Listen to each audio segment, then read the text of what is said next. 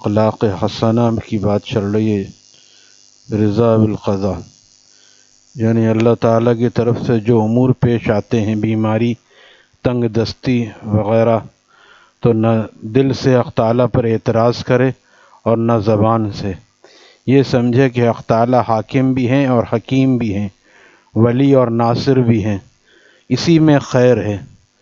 حضرت خواجہ صاحب نے اس مضمون کو یوں بیان فرمایا: مالک ہے جو چاہے کرے تصرف، کیا وجہ کسی بھی فکر کی ہے، بیٹھا ہوں مطمئن کہ یا رب، حاکم بھی ہے تو حکیم بھی ہے۔ یعنی جیسا عرض کیا گیا تھا کل، کے والدین کبھی اپنی اولاد کا برا نہیں چاہتے، اگر وہ آپریشن بھی کراتے ہیں تو اس کے فائدے کے لیے کراتے ہیں۔ اسی طرح اللہ تعالیٰ بھی اپنے بندوں کا بھلا کے لیے بعض حالات ایسے آتے ہیں، تنگ دستی اور بیماری وغیرہ، اس سے گناہ معاف ہوتے ہیں اور درجات بلند ہوتے ہیں، اور بہت ساری اس میں بھلائیاں ہوتی ہیں۔ کچھ تو ہمیں نظر آتی ہیں، کچھ نظر بھی نہیں آتی۔ بچہ اب سوچ بھی نہیں سکتا جو ہماری پٹائی ہو رہی ہے اور مدرسے جانے میں جو مشقت ہو رہی ہے، بڑے ہو کے مدرسہ اور اسکول میں ہر لائن میں اس کے جب وہ بڑا شخص بن جاتا ہے، پھر وہ اپنے والدین کو دعا دیتا ہے کہ ہم تو بالکل ہی ناسمجھ تھے، میرے والدین نے اس مقام تک مجھے پہنچایا۔ تو جس طرح عقل آنے کے بعد وہ اس کو سراہتا ہے، تو بندے کو بھی اگر عقل آ جائے تو پھر وہ ضرور اللہ تعالیٰ کا شکر ادا کرے گا، لیکن وقتی طور پر کیونکہ اس کی نظر وہاں تک نہیں جاتی، لہذا وہ پریشان ہوتا ہے۔ تو اس کا طریقہ یہی ہے کہ صرف اللہ تعالیٰ کے فیصلے پر راضی رہے کہ یقیناً اسی میں میرا فائدہ ہے، چاہے میری سمجھ میں آئے یا نہ آئے۔ ارشاد فرمایا کہ مسلمان تین قسم کے ہیں: فاسق و فاجر، یعنی گناہ کرنے والے، مستقل گناہ کرنے والے کو فاسق کہا جاتا ہے، اور مستقل گناہ چھوڑ دینے والا ولی اللہ ہو جاتا ہے۔ ان دونوں کے درمیان میں کوئی گریڈ نہیں ہے۔ فاسق، صالح اور مصلح۔ ایک فاسق ہے جو گناہ میں مبتلا ہے، توبہ بھی نہیں کرتا، جو توبہ کر لے وہ فاسق نہیں رہتا، سچی توبہ اگر کر لے تو وہ فاسق نہیں رہتا۔ اور ایک صالح ہے جو نیک ہے، اور ایک مصلح ہے، جیسے ایک بیمار آدمی ہے اور ایک تندرست آدمی ہے، لیکن ایک اس سے بڑھ کر ہے ڈاکٹر جو دوسرے بیماروں کا بھی علاج کرتا ہے، تو مصلح وہ ہے جیسے مریض، تندرست، آگے فرما رہے ہیں، اور طبیب۔ بس جس طرح مریض اور تندرست سے صحت کے لیے رجوع نہیں کرتے بلکہ طبیب کے پاس جاتے ہیں، اسی طرح فاسق اور صالح سے نفس کی اصلاح نہ ہوگی۔ کسی بھی آپ تندرست آدمی سے بیمار نے مجھے میرا علاج کر دو، تم تو صحیح لگتے ہو دیکھنے میں، ہر آدمی علاج نہیں کر سکتا، صحیح تو ہے، تندرست تو ہے، لیکن طبیب نہیں ہے، ڈاکٹر نہیں ہے۔ تو فرمایا اسی طرح فاسق اور صالح سے نفس کی اصلاح نہ ہوگی، مصلح تلاش کیا جائے، اور جو صالح بھی ہو، مصلح کون ہو؟ جو صالح بھی ہو اور اصلاح کے فن سے بھی واقف ہو، اور مشائخ اور اکابر اس کے مصلح ہونے کی تصدیق کرتے ہیں۔ اور اس کا طریقہ کیا ہے کہ وہ کسی مصلح اللہ والے کی خدمت میں رہا ہو۔ جیسے ڈاکٹر کون ہوتا ہے، حکیم کون ہوتا ہے؟ جو وہاں سے ڈگری حاصل کرتا ہے جہاں سارے حکیم اور طبیب بنتے، پھر اس کو ایک زمانے کے بعد 4 سال کے بعد وہ ڈاکٹر بنتا ہے، پھر 1 سال وہ ہاؤس جاب کرتا ہے، اس کو جو ہے وہ پریکٹیکل کرتا ہے، پھر اس کے بعد اس کو ڈاکٹری کی سند ملتی ہے، تب اس پہ اعتماد کرتے ہیں لوگ کہ یہ ہے، اس کے پاس ڈگری بھی ہے اور اس کے بعد اس نے بڑے ڈاکٹروں کے ساتھ کام بھی کیا ہے۔ اسی طرح یہ اصل ڈگری یہ ہوتی ہے کہ اس نے اللہ والوں کے ساتھ وقت گزارا ہے، جب وقت گزارا ہے تو اب اس نے کیونکہ اصلاح کروائی ہے، اصلاح کرواتے کرواتے خود وہ اصلاح کرنے کے قابل ہو جاتا ہے۔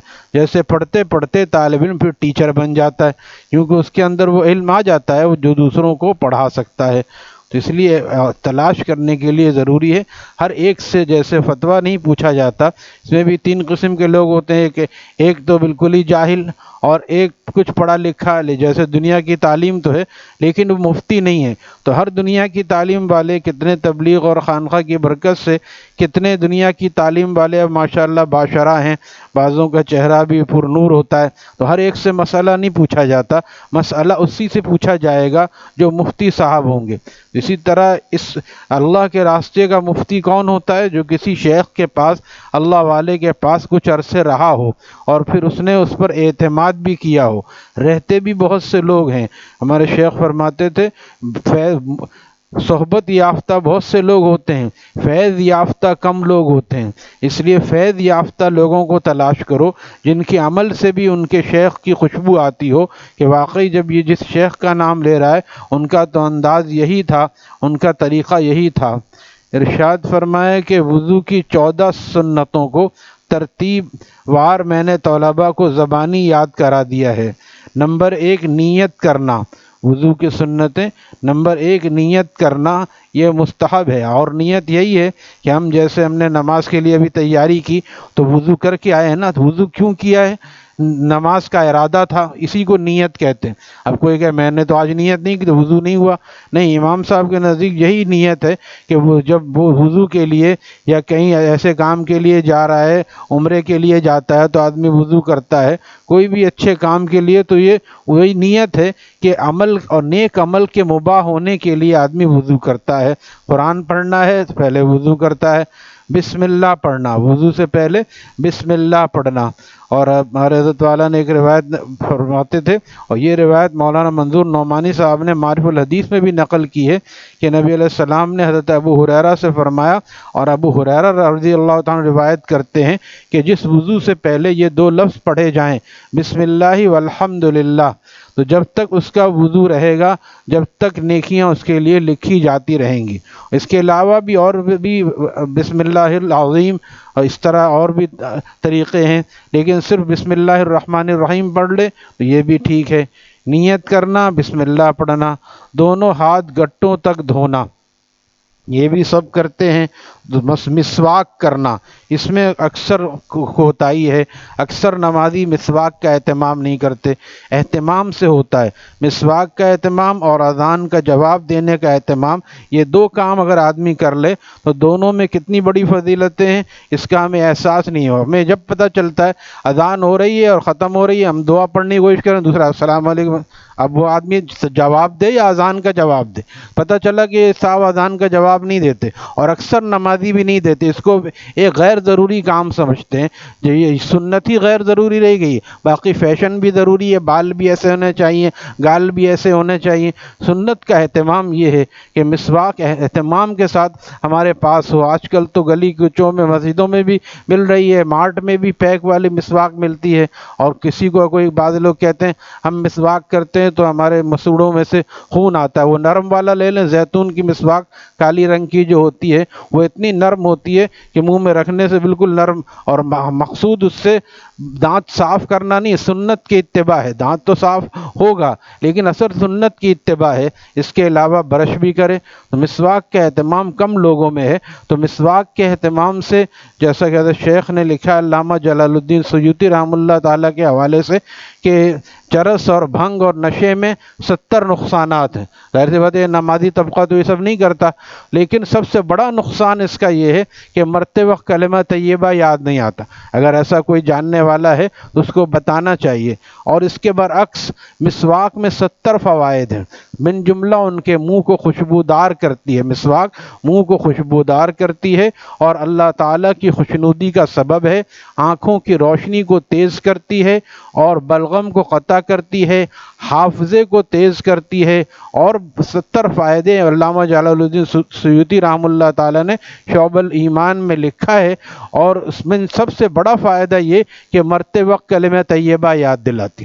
ایک طرف یہ ہو گیا کہ مسواک کا اہتمام، دوسرے اذان کے جواب کا اہتمام سے کیا ہوگا؟ فرمایا جو 5 وقت جو اذان کی آواز سنے، ظاہر سی بات ہے کراچی والے کوئی کہے کہ ہمیں تو آواز ہی نہیں آتی، ایسا ہو سکتا ہے؟ ایک گھر میں 3-4 مسجدوں کی آواز آتی ہے، ایسا تو ہو سکتا ہے؟ ایک کا جواب دے۔ اس میں بھی 2 قول ہیں، بعضے کہتے ہیں، میں نے اپنے استاد سے پوچھا تھا، ہمارے استاد نے فرمایا 2 قول ہیں کہ جو سب سے پہلی اذان ہو اس کا جواب دینا چاہیے، اور بعضے کہتے ہیں جو اپنی مسجد کی اذان ہو، اپنے محلے کی جہاں ہم نماز پڑھتے ہیں اس کا جواب دینا چاہیے۔ دونوں سے یہ کوئی بھی انتخاب کر لے، اپنی مسجد کا جواب دے دے، ٹھیک ہے۔ اب یہ نہیں کہ 5 مسجدوں کی آواز آتی ہے ہر وقت جواب دے رہے ہیں، ایک کا جواب دینا ہے۔ یہ بھی دیکھیے آسانی، یہ بھی آسانی ہے۔ جواب اذان کا جواب دیا، دعائے وسیلہ پڑھا، ایک ہی دفعہ دعائے وسیلہ پڑھا، اور بس کیا فرمایا آپ نے، حلت لہو شفاعتی، جو اذان کا جواب دے اور دعائے وسیلہ پڑھے میری شفاعت اس کے لیے حلال ہو جائے گی۔ ہم سمجھتے ہیں حلال کا مطلب کہ یعنی ہو سکتا ہے ہو جائے، گنجائش نہیں۔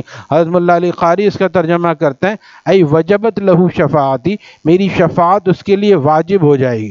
تو جب بتائیے یہ دو کام کتنے اہم ہیں، مسواک کا اہتمام کہ کلمے پر اللہ تعالیٰ خاتمہ فرمائیں گے، اور جس کا خاتمہ کلمے پر ہوا اللہ تعالیٰ سے بہت اچھی امیدیں، اور دوسرا جو آپ کے فرما رہے میری شفاعت واجب ہو جائے گی، تو دونوں بظاہر کتنے چھوٹے سے عمل ہے مسواک کا اہتمام۔ اس میں تو یہ بھی نہیں چلو داڑھی بڑھانے میں لوگ کہتے ہیں بہت مشکل کام بتا دیا، لوگ کیا کہیں گے، ہم ایسے تھے ویسے تھے ہمیں، لیکن مسواک تو آدمی گھر میں کرتا ہے، اور اگر مسجد میں بھی کر رہا ہے چھوٹی سی مسواک جیب میں رکھ لے، جہاں بھی رہے اپنے جیب میں یا بیگ میں جو آدمی ساتھ رکھتا ہے مسواک ساتھ رکھے۔ تو مسواک اور اذان کا جواب دینے میں بھی کوئی ایسا نہیں ہے کہ کسی کو پریشانی ہو کہ لوگ دیکھ کے کیا کہیں گے۔ یہ دونوں اتنا بڑا عمل ہے کہ اگر اس کو آدمی کر لے تو پھر اور اعمال کی بھی توفیق ہوگی۔ جو ہم کہتے ہیں نا شفاعت کیسے ہوگی، بہت سے گناہ تو ہم کر رہے ہیں، تو اللہ تعالیٰ اس سنتوں کی برکت سے ان گناہوں کو چھوڑنے کی توفیق عطا فرمائیں گے۔ اللہ تعالیٰ ہم سب کو توفیق عطا فرمائے۔ الحمدللہ رب العالمین۔